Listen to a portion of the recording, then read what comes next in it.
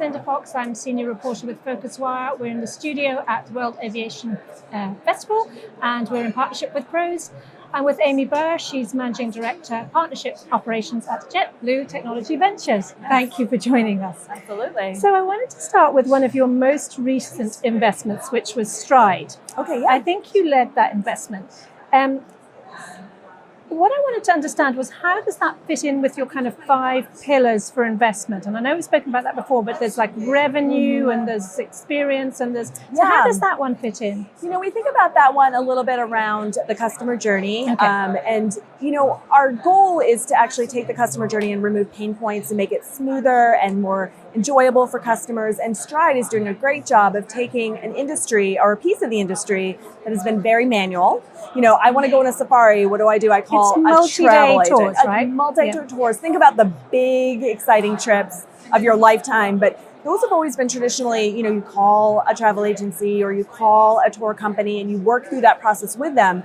They're taking that and putting it into an online marketplace that enables customers to really look around and decide what they want to do before they actually book a big travel package like that, which is exciting and removes that pain point and really meets customers where they want to be in today's day and age, right? So I think that's why we think about it that way. So yeah, it's definitely a really great customer experience opportunity. Okay. Yeah. So I think it's 25 investments now, is that right? 24. 24, We're okay. up to 24. Okay, so did you get to a point where you go, okay, these are our pillars, this is how we invest, this is what we've got, and then you go, I really want a company that does this.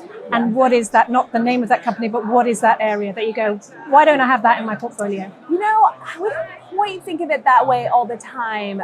Although I'm guessing if we thought about it a little bit, we could say, here's a couple key areas we're missing. Yeah. But what we like to do is we like to think about use cases and solving specific strategic needs or pain points within the travel industry. And we do actually spend a lot of time with JetBlue Travel Products, and our ecosystem of partners, and we talk to them about what is it that they're looking for and what would be transformative for them right now. And we do try to mesh up kind of where we're looking at from an investment perspective to those areas. So I talk about this a lot because right now, a lot of our providers are thinking about operations, and they're trying to improve on-time performance and disruption management and things that are kind of blocking and tackling in a lot of ways in the industry. And that make a huge difference as well. They make a huge difference. They may not be those sexy, cool stuff though, right? But that's where I'm looking at, what are the companies that can help solve those problems? Now, our group spends a lot of time thinking beyond that and say, what in 3 years might be the new thing that they need? What in 5 years will change the industry? What in 10 years will be transformative? And so we try to balance that. Okay. We spend a lot of time with our travel providers in our ecosystem, really honing in on what could help them right away. And then a lot of time thinking about what is the future. So some things that we are thinking about right now that might be interesting that we don't have necessarily the best solution for yet is, some of the operational needs that are, more, predictive maintenance or the kind of the future of operations. There's always interesting things on the hospitality side and how can we improve, what is a very fragmented industry in a lot of ways. How can we help hospitality providers, do their jobs better, provide better customer service, product, those types of things. But really we look and see what are the use cases we think are most valuable. So that's more important than the actual, I must have that data company or... In fact, we don't even think about it from a technology perspective. We're not out seeking we don't have an AI company that is really, but we do. But I mean, that's an example. Or we don't have a blockchain company that we really love. We don't think about it that way. We think about how... what is an interesting use case? And look, there's a blockchain company that's solving that. Right. Okay. Right. And so that's where we really try to focus our investment thoughts. So you've got your international partnership program, which is quite new. Yeah. We started this about a year ago. Yeah, with Air New Zealand, is that right? Air New Zealand was our first partner. Right. Vantage Airport Group is our second. Yeah. We have a couple that are close to in the pipeline. And really what we're trying to do there is a couple things. We're looking for like-minded travel providers who want to be engaged in innovation and the startup world, but don't want to put in place something we've already done, right? I mean, it's a big deal putting in place a CVC or an incubation lab or an accelerator, all those things. Sure.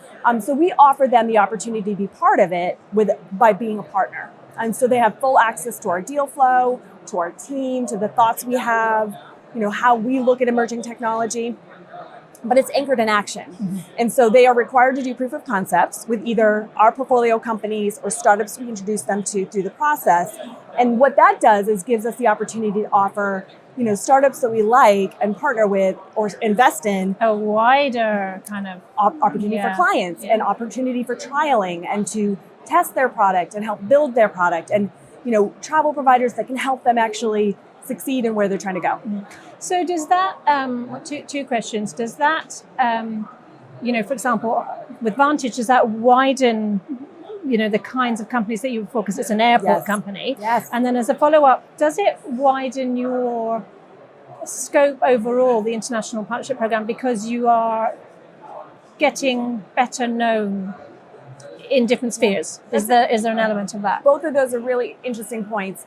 Yes, it helps our investment team widen what they're looking at in terms of, again, remember we look for real interesting use cases right now that would help solve pain points or strategies. And now we have other groups that inform that, right? And, they're, Air New Zealand, an international airline, very innovative, but totally different in a lot of ways than JetBlue, have different problems to solve, have very similar problems to solve. Vantage Airport Group, being an airport provider and really thinking about what is the airport of the future. And that helps JetBlue think about what our airport spaces will be for the future. So it's a great synergy from that perspective. And then, it allows, our team to think about different investments and then also broadens our name throughout the world, right? So startups know that JetBlue Tech Ventures is an opportunity to really, break into the industry and talk to some really valuable people. And so we get a lot more deal, it increases our deal flow, which is always great. We want to be able to see every interesting, compelling startup opportunity that's there. We want to see them all. So it helps us do that. Is it beginning to be a bit of a scramble for a corporate venture initiative versus a plug and play or another? Because now there's a lot. There's the IAG one, and there's you guys, and then there's the typical venture capital route. And right. So does it, it's interesting. There are a lot of players in this space, but we partner with all of them. We're really tight knit. We're a tight knit group. We're talking, on a panel and a presentation with IAG. In their Hangar 51 group, and we've co-invested. Right. We're partners with Plug and Play. We've co-invested in 6 startups together. We all are looking for the same thing, and that is to make travel better for everybody. Sure.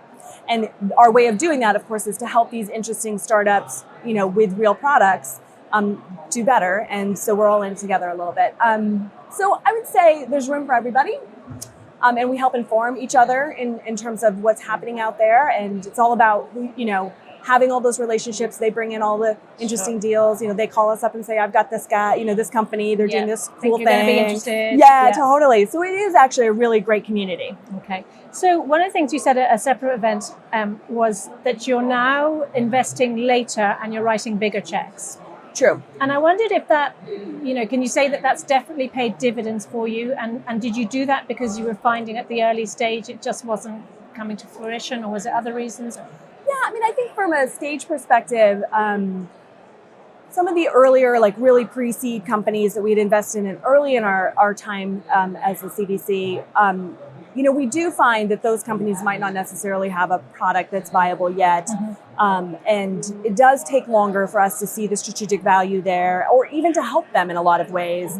And so as we've grown, we think that, kind of the seed, Series A, Series B, area is a little bit more viable for us and more our sweet spot and where we can help them and they can help us. Sure. And so we think that's a little bit more valuable from that perspective.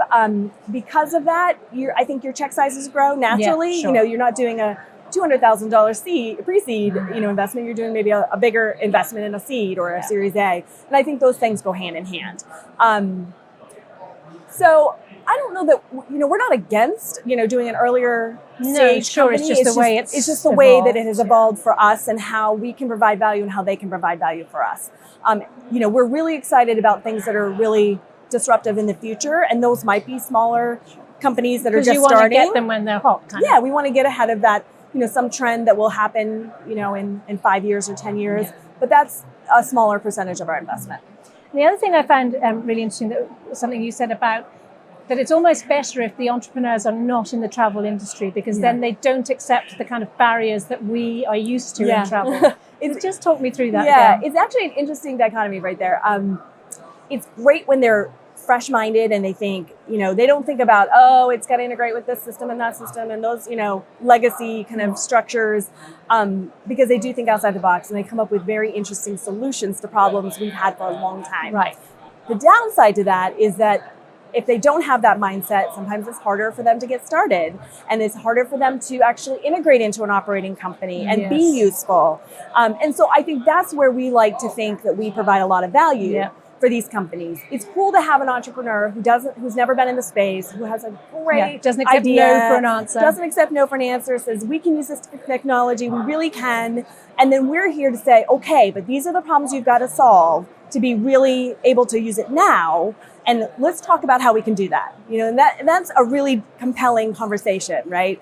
How can we change this industry, in interesting ways with new technology together, where it's a fresh idea with the knowledge that we have on how to actually implement it. Okay. Biggest challenge this year in your role at JetBlue Technology Ventures? I